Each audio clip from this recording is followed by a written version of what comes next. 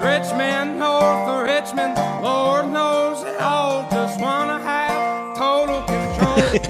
Living in That is such a valuable piece of advice there. These are the sorts of things that we should talk about right in the first 5 minutes of the podcast. Started giving people free quotes. In sunshine and rainbows, it is Definitely a thing for just being a solo The operator. change in mindset makes a massive difference. Welcome to Aussie Lawn Stars. How'd you find the show? The show was good. I wasn't expecting much from it. I didn't really know what it was going to be like. Comparing it to like the Equip Expo in America, where it's massive. Yeah. And I'll tell you, it was first year, so it was quite good. There were a few brands missing that I wish were there.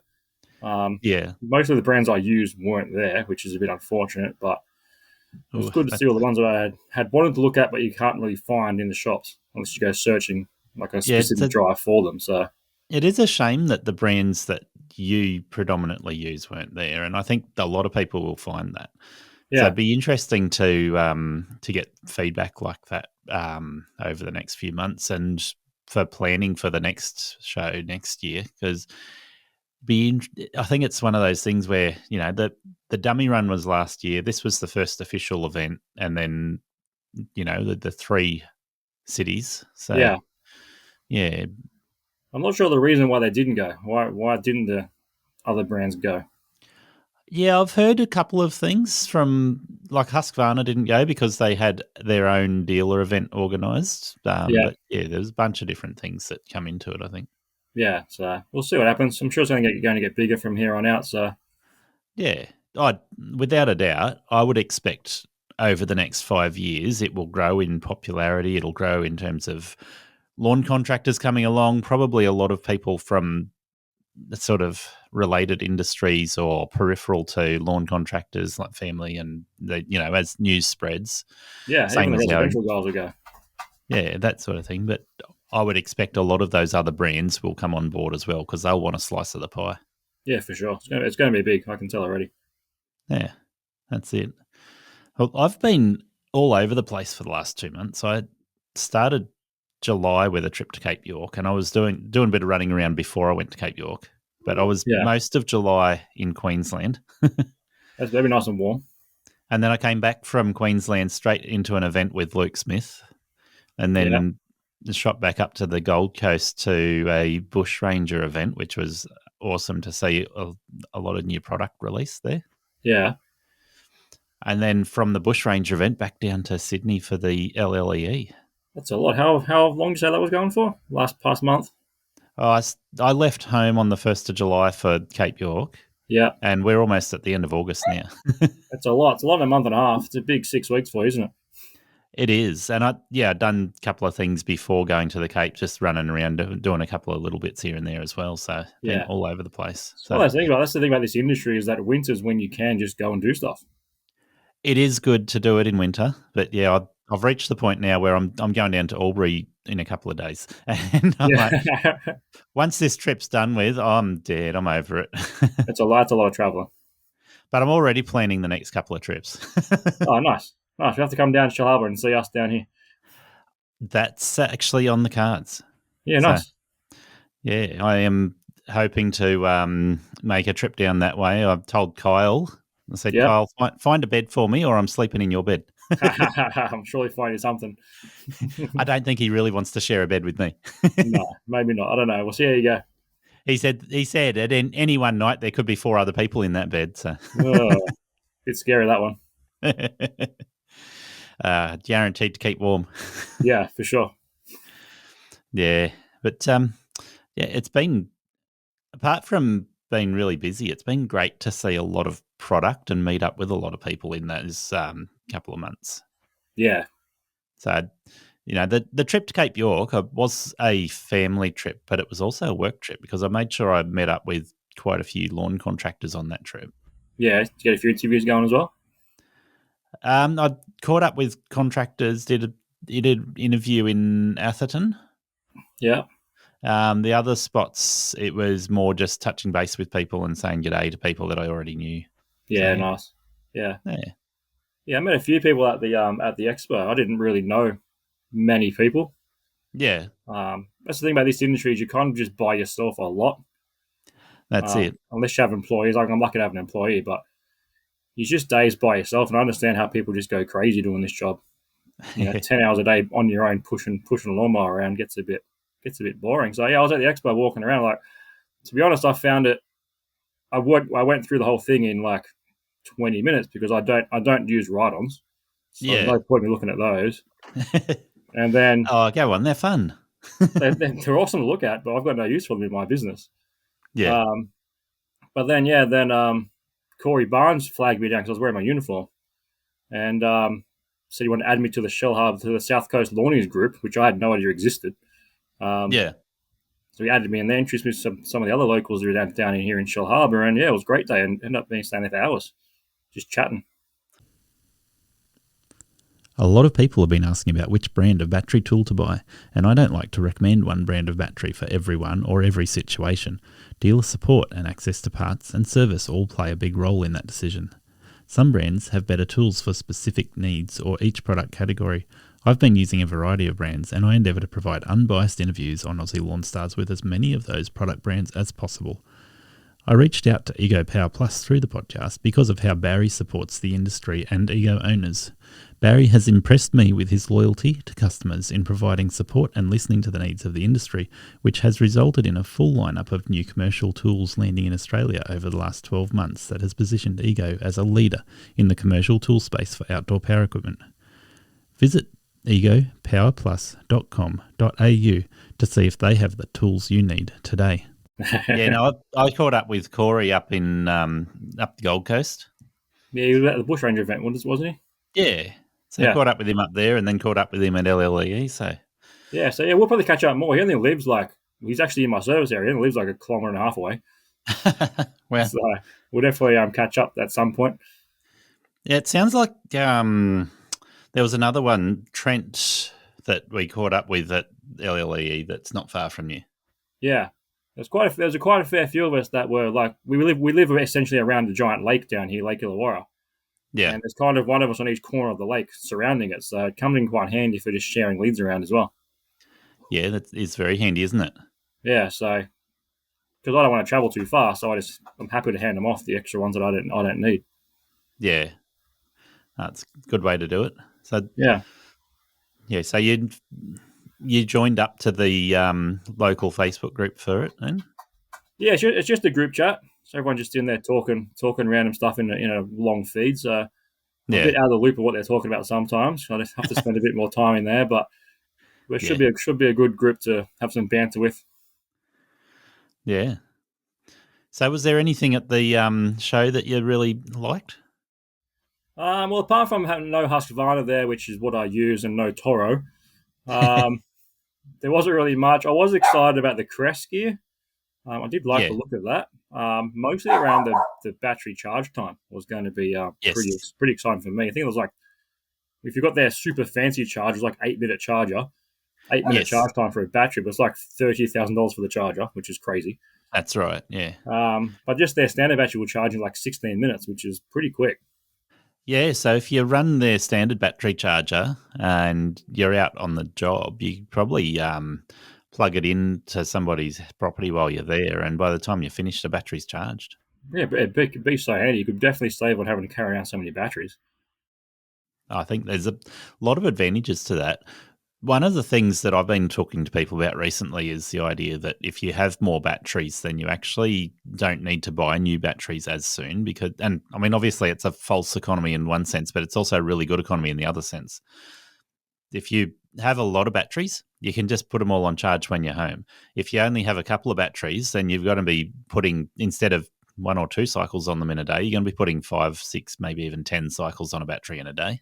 Yeah. So, if you do a battery that's got more modern technology in it, 10 cycles a day, you might get 2 or 3 years out of it. If you're doing 1 cycle a day, that's going to last 10 times as long. Yeah, so we run 5 batteries, and charging 5 batteries every night gets a bit much. I've only got 1 charger, so it makes it a bit hard. So that's Husqvarna, all of them? Yeah, Husqvarna, yeah. Yeah. I know a couple of brands now have daisy chain chargers, so you can just have a bunch of chargers plugged in together. It makes it a lot easier for charging batteries. I've got a battery esky from Ego, and that'll take 6 batteries. So you just plug the 6 batteries into it, plug it into the charging base, and walk away. Perfect. What you want. Husqvarna does have one. They just don't sell it in Australia. They've got you can plug in eight into it's like a wall mount. You just screw it to the wall. You can put 8 in it and charges them all overnight. But they don't sell it in Australia. Yeah, I'm sure that'll get here. I'd hope so. It's been out for a while in America, but yeah, nothing's filtered over here just yet. Yeah, put a little bit of pressure on them, hey? I know. I keep asking. Every time I go to the dealer, I ask about it, but it's still nothing. Yeah.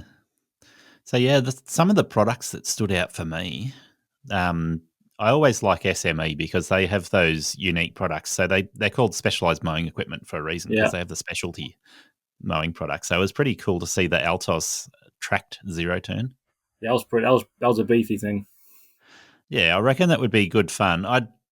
There wouldn't be a lot of people that would actually buy it and go, yeah, that serves a really good purpose. But if you were doing rough, steep areas like Kyle, yeah, and if you're doing anything where it's a little bit thicker, say scrub instead of just grass, then that thing would be the right machine for you. Yeah, for sure. It definitely be good for some applications. Yeah. And because it's tracked, it would also have a fairly light footprint on the tracks compared to wheels. So when you're talking soft ground, it would be a really good choice. Soft just or the way it sandy. disperses the weight on the tracks as well would be so much better. Yeah, that's right. So yeah, that was a really interesting one. But another one that I saw come out, hope people can handle talking about robots. Segway brought out a new mower. There's 2 variations of it. So the I-Series, Segway Navimo I-Series, it's got a 500 square metre and an 800 square metre mower. Yeah. And I'm really excited about it because it's at a price point which means that these things are going to explode in popularity. Yeah, they're going to be big one day for sure. Well, everyone at the moment, when you talk to them, the reasons they wouldn't buy a robotic mower often comes down to price point or an expensive installation. So these bypass both of those issues. Yeah. Price point under $2,000 and you can install it yourself in 10, 15 minutes. That's it. Perfect. What more could you want, really? Well, for residential properties, that one that's under $2,000, it'll do up to 500 square metres of actual mowing. Yeah, that's most yards, really. And you can do separate zones. So say if you want it to go across a footpath, no problem. It'll just go across the footpath and do the next zone. If you want to put it in a different area, so say you've got a fence and you don't want to have a gate left open, you pick it up, put it out the front and tell it to mow the front. And then if you do that when you're around doing the gardening or something like that, then pick it back up, put it back in the backyard once it's finished the front yard. Yeah. And away it goes. Good, yeah. So those features make that machine, I wouldn't say bulletproof, but it's next level. The only thing it doesn't do is slopes. So it'll do, I think, 30%, which is about 13 degrees. Yeah, okay.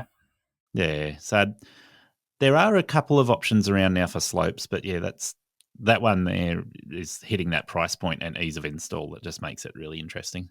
Yeah, yeah. It's more about the height of cut as well. They do cut quite short. I know quite a lot of microlines like their grass a bit longer. That's my only worry about them. Yeah, look, let me throw this out for a debate. Yeah.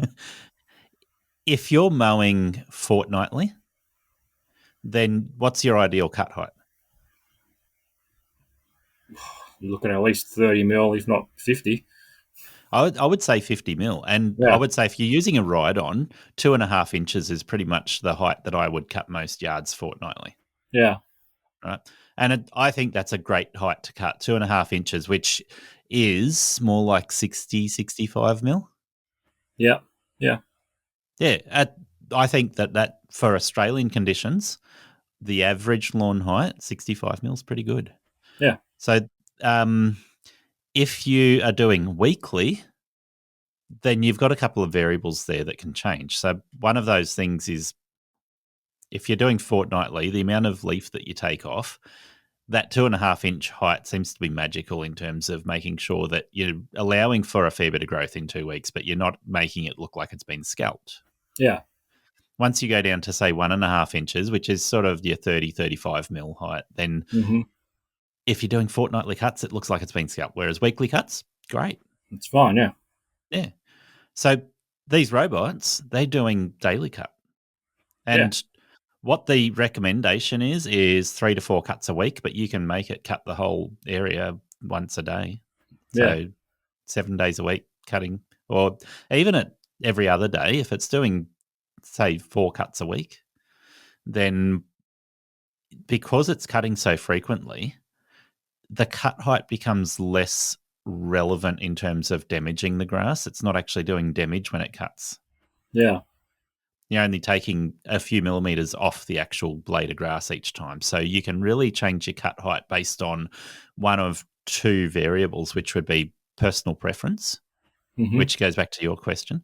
And the other one would be in terms of what sort of grass it is and season it is. So if you're going, all right, this particular type of grass responds really well to being cut low, or this particular type of this season is going to mean that you want to have a bit more depth to keep the moisture in the ground, then those variables are fairly easy to manage with the robot. And I think from the memory, this will do between 25 mils and about 70 mils.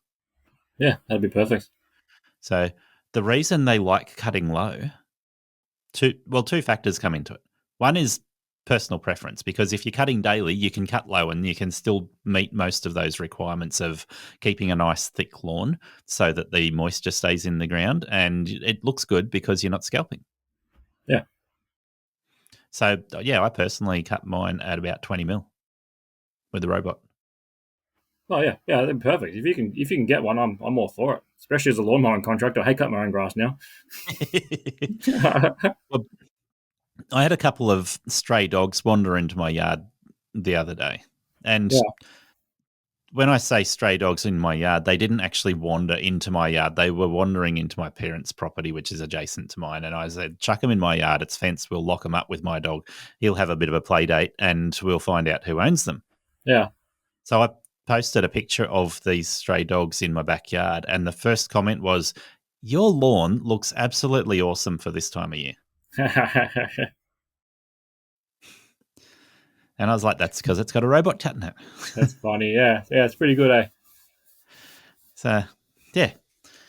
Anyway, so that's probably one of the highlights for me is that robotic mower, the Altos. But, yeah, so you're saying the Crest was probably the biggest highlight for what you've seen? Yeah, I quite liked it. I like the look of it. Charge time was good. It looked nice too. I kind of liked the black and red colour. I don't know. That's just me. Like, wanting my ute to look pretty while I'm driving around, but I quite like the black and red.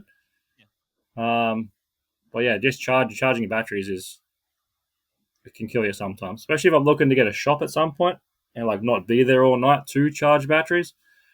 Change them over. We can just put them on a bank somehow and have them done overnight. That would be perfect for us.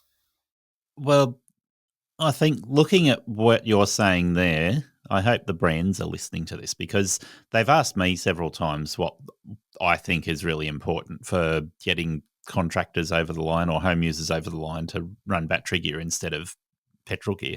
And that's one of those things that's really important is being able to get the batteries charged in a timely manner. Yeah, that's it. So, he's right, because we got to work tomorrow. And I got to spend all night running in and out of the garage charging batteries, ready to go for tomorrow. So I like Ego, and full disclosure, Ego is a sponsor of the podcast, so I'm not trying to mislead people. But at the show, Ego had their connective battery charging there, and this is fairly new, so they had several options. But the one that was most interesting would be suitable for you. You plug in. I think they had a dock that would take 3 batteries, and then you could just daisy chain another dock onto it. Yeah, that'll be perfect.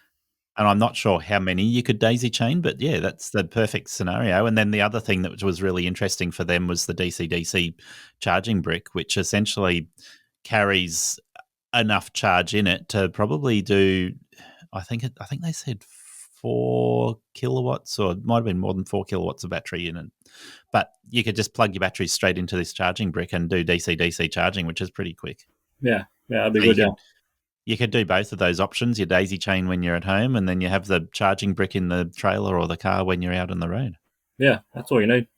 But yeah, most brands are heading that direction of trying to make sure their charging needs are meeting our needs. Yeah. I think everything getting better. I do like it. And the other thing I liked at the show was I think it was the launch shed guys were there. Yes, they were. Having a quick chat to those guys about what they're bringing out as well about their software around. You type in how big the yard is, and it'll tell you how much product to put down, how much it's going to cost you. Application times, which is quite handy. It saves me doing my own spreadsheets, which I usually do. I didn't actually get the chance to chat to those guys. There was a couple of people I missed at the show, but the Lawn Shed guys, I knew they were there. I just didn't actually take the time to chat to them. So I'd heard somebody else talking about this software that they've been working on, and it sounds awesome. Yeah, it looks pretty good. Yeah, so I'm definitely going to take advantage of that for sure. Yeah. Yeah, I think a lot of contractors will find that just makes the sale of product so much easier to manage, more predictable. Even help guys out just to know how much they need to charge for things. If it can tell you how much it's going to cost per yard, you can scale your prices accordingly. That's exactly right. It makes it, even if it doesn't give you all of the answers, it's giving you enough of the answers that you can start pricing things really accurately. Yeah, even if it makes someone think about that, they need to think about these things. That's it. So yeah, that was a really interesting one, and I was talking to somebody else about that after the show, and it's like it's going to be a game changer for anybody who's got a good residential run, or anybody who wants to do a lawn program where they're not even mowing the lawns, but just providing product on the lawns. Yeah. Thank you for listening to Aussie Lawn Stars. Please remember to rate and review the show on the Apple Podcasts app or the player you use. Exciting new shows are released every Monday. Make sure you follow or subscribe to hear the next episode.